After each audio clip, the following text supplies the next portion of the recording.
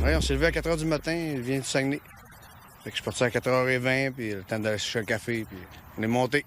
Malade un peu. Malade un peu. À vos bâtons, la saison du golf est officiellement lancée en Estrie, alors que le club de golf Granby-Saint-Paul a ouvert ses portes officiellement il y a une semaine, soit une dizaine de jours plus tôt que l'an dernier. Et les amateurs sont au rendez-vous. C'est parti en Lyon parce que les 2 premières journées, c'est toujours presque une tradition pour plusieurs centaines de golfeurs au Québec d'être les premiers à jouer. Alors, on a eu entre 350 et 400 joueurs les 2 premiers jours. Les gens venaient d'un peu partout, pas seulement de la région de l'Estrie. Des gens qui venaient d'aussi loin que le Saguenay, Lac-Saint-Jean. Il y en avait de Québec, il y en avait de la Beauce. On a même eu 2 quatuors qui venaient du Vermont. On est des malades, nous autres, quand il fait beau, on vient jouer.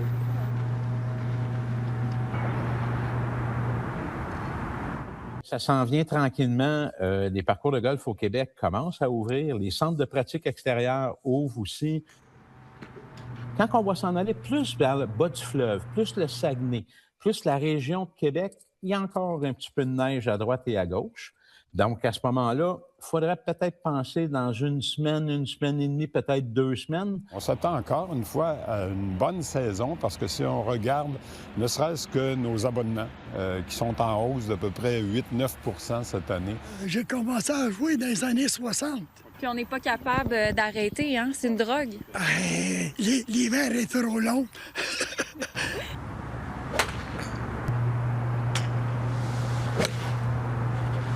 Au niveau de la Mauricie, je vous dirais que ça va suivre, là. Ça suit, ça sent... Il y a comme une petite vague. Et avec le redout qu'on va avoir dans les prochains jours, je ne serais pas surpris d'avoir des clubs de golf qui vont annoncer une ouverture pour le week-end prochain. Donc, il faut s'attendre là, à regarder ça comme il faut. Là. Ça va surtout 17, 18, 19, 20 avril. Là. Préparez-vous. Comme souvent, je disais, allez dans le cabanon, sortir les bâtons, puis commencer à les frotter, puis à les laver, parce qu'il y a une odeur de golf dans l'air. Bien, présentement, ça joue quand même pas pire. Là. C'est pas dans le mieux, mais on se débrouille. Avez-vous hâte que les greens deviennent green? Oui, surtout moins bosselés un peu. C'est la 90e édition du Master en fin de semaine.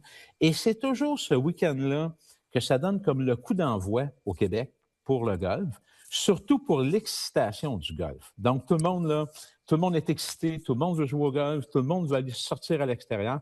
En fin de semaine, le manteau de pluie sera nécessaire pour les golfeurs qui souhaitent amorcer leur saison en Estrie. À Granby, Alexandra Paré pour Nouveau Info. L'Estrie fait face à une augmentation de l'itinérance, mais de façon moins importante qu'ailleurs au Québec. La hausse n'est que de 4,2 % selon les données préliminaires du dénombrement de l'an dernier. C'est la région la moins touchée, alors que l'augmentation moyenne dans la province est de 20 % en 3 ans. L'ensemble des municipalités jugent qu'il est essentiel de répondre à cette crise sociale de façon concertée et de trouver des solutions efficaces pour limiter les répercussions sur les communautés. On pose vraiment de nombreuses questions. Là.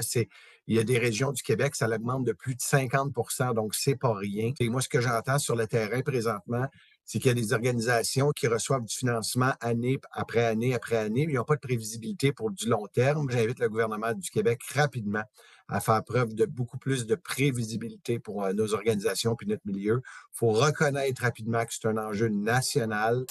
La bibliothèque de Stansted a maintenant son entrée distincte du côté canadien. Les résidents de la ville avaient un accès restreint à l'édifice centenaire, à cheval sur la frontière. La mesure a été imposée par les États-Unis l'an dernier. L'installation a coûté environ 600 000 $. L'inauguration officielle devrait avoir lieu en juin. Sherbrooke a un nouvel archevêque. Le pape Léon a nommé Monseigneur Guy Boulanger à la tête de l'archidiocèse. L'évêque de 62 ans, originaire de Sainte-Cécile de Wheaton, œuvrait à Rouyn-Noranda et Amos dans les dernières années. Il succède à Monseigneur Luc Cyr, qui a renoncé à sa charge en septembre pour des raisons de santé. Sa date d'entrée en fonction est à déterminer. La campagne « Come Hug It Out in the Eastern Townships », devenue virale sur les réseaux sociaux l'été dernier, a définitivement propulsé la région sur la scène internationale. Ça a permis à Tourisme Canton de l'Est de se hisser au 10e rang du palmarès Most Innovation Companies. Plus de 720 entreprises ont été sélectionnées par Fast Company, qui est à l'origine de ce classement. Le Phoenix de Sherbrooke est en vacances depuis mardi après sa défaite contre les Cataractes de Shawinigan en série éliminatoire. L'heure était donc au bilan ce vendredi. Et même si la saison s'est terminée plus tôt que l'équipe l'aurait souhaité, les fans ont été au rendez-vous tout au long de la saison. Pour la première fois de notre existence, on a dépassé une moyenne de 3000 spectateurs par match, qui est extraordinaire pour nous. Du début à la fin de la saison, on a eu plusieurs matchs où il y avait une salle comble dans le Palais des Sports. C'est assez réjouissant. On fait le tour de la Ligue et on se considère quand même qu'on fait des belles animations. On veut que l'expérience, quand on ouvre le Palais des Sports, ce soit un événement. Pour ce qui est du niveau de jeu, l'entraîneur Gilles Bouchard a tout de même tenu à souligner les 33 victoires de sa jeune équipe.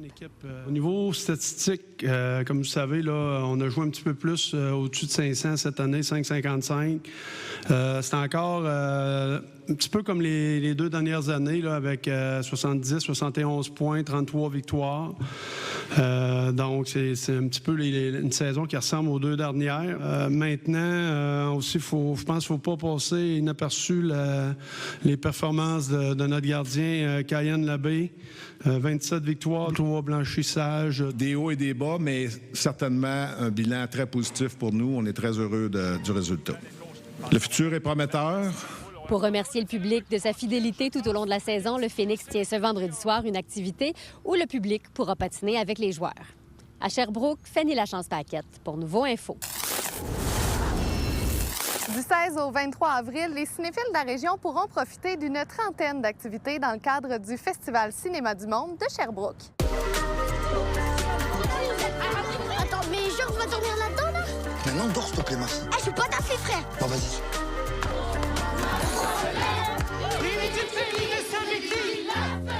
On a le film d'ouverture, Ma frère, que c'était un coup de cœur, c'était un bon film. Et surtout que la sélection des acteurs était vraiment une sélection sauvage. Il n'y avait pas de casting, rien. C'est vraiment, c'est pas des acteurs, c'est vraiment des gens, d'enfants et des jeunes. Et comment vraiment, on le voit, comment ils regardent les caméras, comment ils vivent, comment ils livrent le message et les émotions. C'est un bon film, vraiment à ne pas manquer. C'est notre film d'ouverture. On se déplaçait tout le temps, comme des nomades, en fait, dans un territoire où il n'y avait pas de chemin. Le pensionnat, c'est tuer l'Indien dans l'enfant. Est-ce qu'on doit absolument être un grand connaisseur de cinéma pour participer au festival et pour l'apprécier? Non, pas du tout. Il faut juste amener la bonne humeur, l'ouverture d'esprit. Ça prend son humanité pour vraiment accueillir tout ce qu'on présente. Oui, on a pour les connaisseurs, pour les cinéphiles, pour les gens qui ont vraiment... ils cherchent vraiment l'art derrière le cinéma et tout ça. Mais on a aussi pour les gens qui veulent juste se divertir. On a les gens qui veulent échanger, qui veulent apprendre vraiment sur notre actualité, sur notre humanité. C'est un festival quand même qui répond vraiment à tous les besoins. Sans savoir si je vais rencontrer ma famille biologique, je vais à la découverte du pays qui m'a vu naître.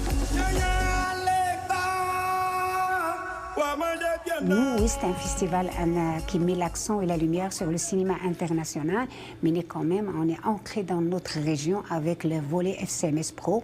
On a la soirée istrienne où on va célébrer les 5 meilleurs courts-métrages qui ont été produits la dernière année. Il y aura toujours un gagnant lors de cette soirée-là, de la soirée istrienne. Et on a aussi plusieurs activités en collaboration avec Studio 13, où le réalisateur et l'industrie du cinéma de la région, elles vont être mobilisés vraiment pour échanger, pour réseauter et pour aussi des classes de maîtres avec comme le réalisateur Charles Benami qui va vous donner vraiment une classe de maître sur la direction photo et entre autres plusieurs activités qui sont vraiment dédiées aux professionnels du cinéma de notre région.